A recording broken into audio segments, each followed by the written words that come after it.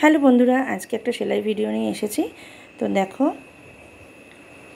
আমি পাশে কিন্তু একটা নীল উল দিয়ে কিন্তু করেছি, আর তার পাশ থেকে দেখো আমি সাদা সুতো দিয়ে সুচ তুলেছি। সুচ তুলে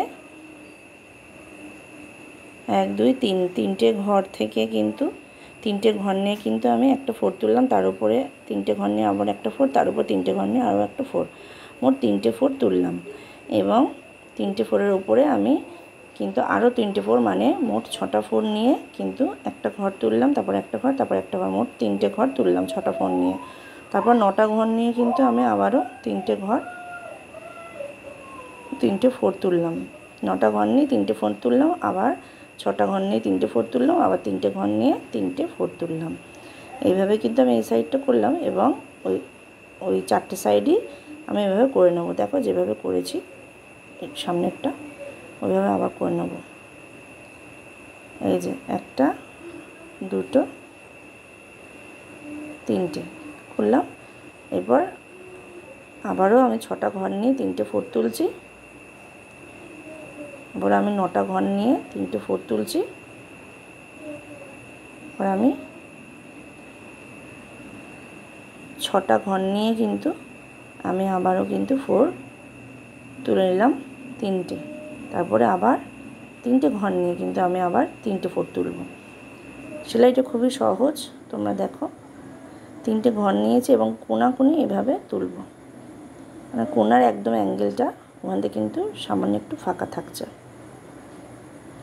যখন পরের সেলাইটা করব সেটা অ্যাডজাস্ট হয়ে যাবে, পরের ঘরটা যখন করব।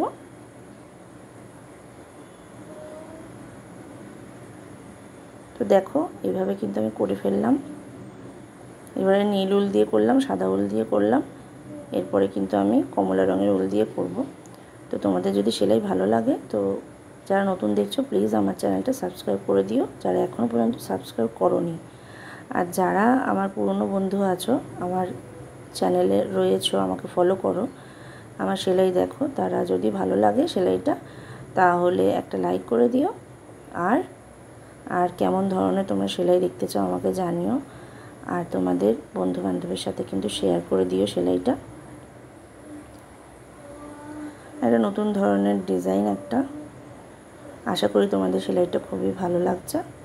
তোমরা তোমাদের পছন্দ মতো উল দিয়ে কিন্তু করতে পারো।